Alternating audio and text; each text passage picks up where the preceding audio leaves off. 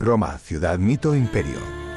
Cuando pronunciamos su nombre, todavía sentimos el eco de las legiones marchando bajo estandartes dorados, de los senadores susurrando entre el mármol frío, de los gladiadores enfrentando a la muerte.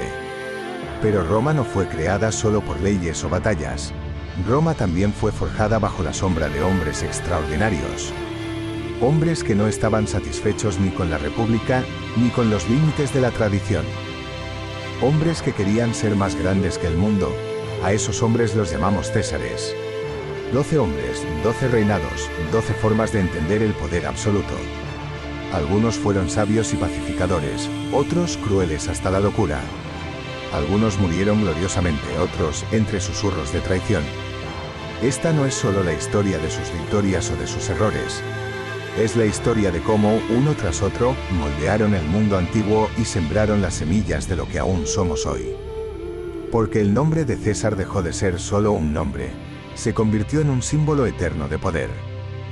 Zar en Rusia, Kaiser en Alemania, emperador en la historia universal. Julio César, el arquitecto de la ambición. Antes de que existiera el imperio, hubo un hombre cuyo nombre sobrevivió a los siglos como sinónimo de poder absoluto. Julio César nació en el año 100 a.C., en una familia antigua pero empobrecida de la nobleza patricia. No heredó un trono, no heredó un ejército, no heredó una fortuna. Heredó algo mucho más peligroso, una ambición implacable. Desde joven comprendió una verdad que cambiaría su destino. En Roma el poder no se pedía, se tomaba. Brillante orador, estratega audaz e incansable político, César ascendió en la jerarquía de la República Romana a una velocidad vertiginosa. Cuestor, pretor, cónsul. Cada título era solo un peldaño hacia algo más grande. Su genio militar lo llevó a la conquista de la Galia, la actual Francia, en una serie de campañas que cambiaron para siempre el mapa de Europa. Mientras relataba sus victorias en cartas que fascinaban a Roma, sus legiones juraban una lealtad que ya no pertenecía a la República sino a él. Pero en Roma el éxito inspira admiración y miedo a la vez.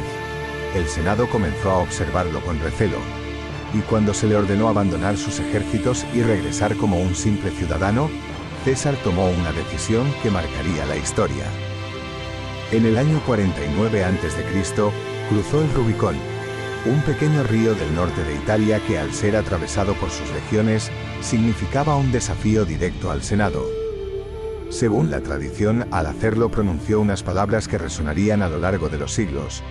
Alea iacta est. La suerte está echada, no había marcha atrás.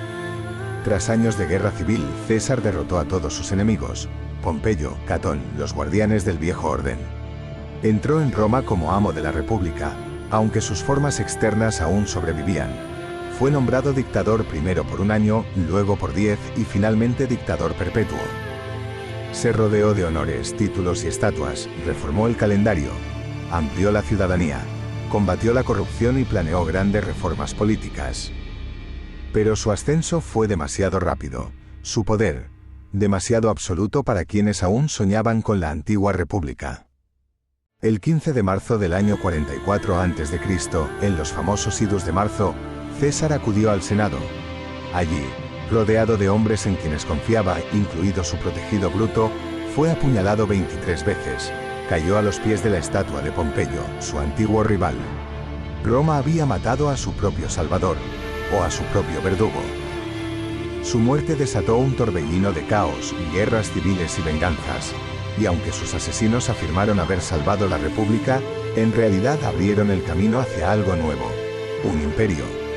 Porque de la sangre de César nacería el primer verdadero César, Augusto, su hijo adoptivo. Augusto, el nacimiento del imperio. Primero envenenó a su hermanastro británico, luego provocó la caída de Séneca y de Burro, finalmente ordenó el asesinato de su propia madre, Agripina, en uno de los crímenes más famosos y escandalosos de la antigüedad. El control de Roma le pertenecía por completo. Entonces llegó el año 64 después de Cristo, el gran incendio de Roma. Las llamas devoraron la ciudad durante días, miles de viviendas ardieron, monumentos enteros quedaron reducidos a cenizas, el pueblo lloraba sus pérdidas. Mientras tanto, la leyenda cuenta que Nerón tocaba la lira y cantaba, disfrutando del desastre. Fue Nerón quien incendió Roma. Los historiadores no se ponen de acuerdo, pero sí sabemos que aprovechó la catástrofe para construir su ambicioso Domus Aurea, la Casa Dorada, un palacio gigantesco y extravagante en el corazón de la ciudad devastada.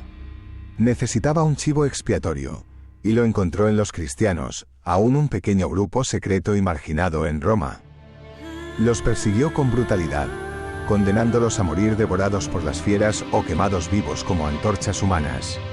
Mientras Roma se hundía en la miseria, Nerón continuaba persiguiendo su sueño artístico. Obligaba a la aristocracia a asistir a interminables recitales, competía en certámenes poéticos y musicales que, por supuesto, siempre ganaba.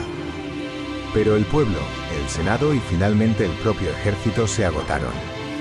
En el año 68 estalló una serie de rebeliones en las provincias.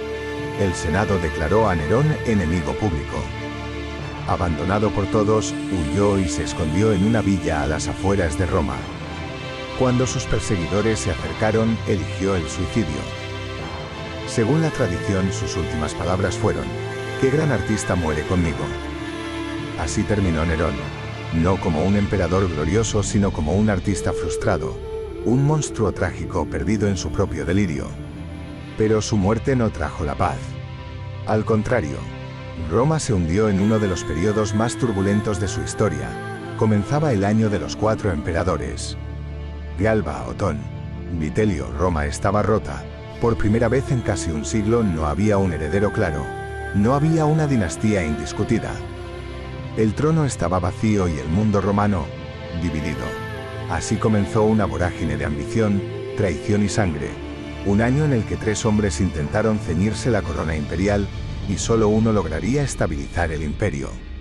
El primero en alzarse fue Servio Sulpicio Galba, un general anciano y respetado gobernador de Hispania.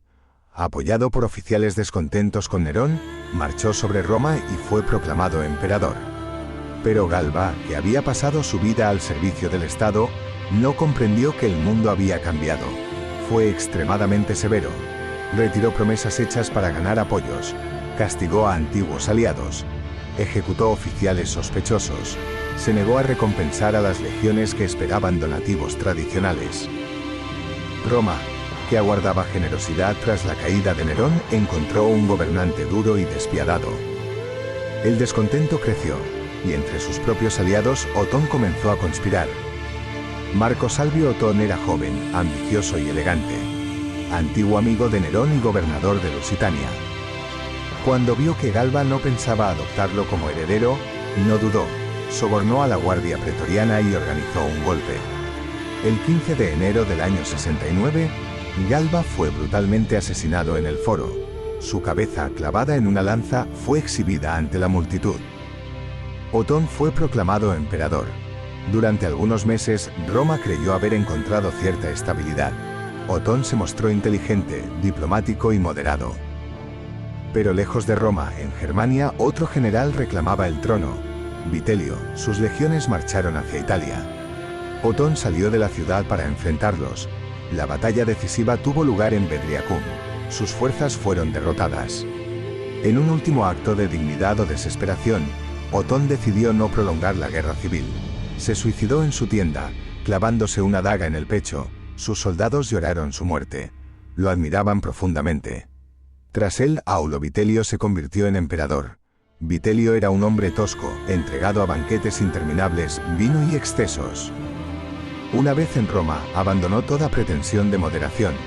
La ciudad se transformó en un circo de excesos, banquetes grotescos que arruinaban el tesoro, persecuciones contra senadores reales o imaginarios. Quienes esperaban estabilidad solo encontraron humillación y violencia. Mientras tanto, en Oriente surgía una nueva fuerza. Las legiones de Judea y Siria proclamaron emperador a su general, Vespasiano. Roma, agotada por la traición y la sangre, miró hacia el este en busca de salvación. En diciembre del año 69, las tropas de Vespasiano entraron en Roma. Vitelio fue capturado, arrastrado por las calles y finalmente asesinado en el foro. Su cuerpo mutilado fue arrojado al Tíber. Así terminó uno de los años más oscuros de Roma, el año de los 4 emperadores. Tras la tormenta, Roma encontró a un constructor, un hombre capaz de reconstruir los cimientos del imperio. Ese hombre fue Vespasiano. Cuando fue proclamado emperador, Roma no necesitaba un héroe, necesitaba un administrador. Y Vespasiano lo fue, en el sentido más profundo. Nacido en una familia modesta de la región sabina, ascendió por mérito militar, no por linaje. Sirvió con distinción en Britania y Judea.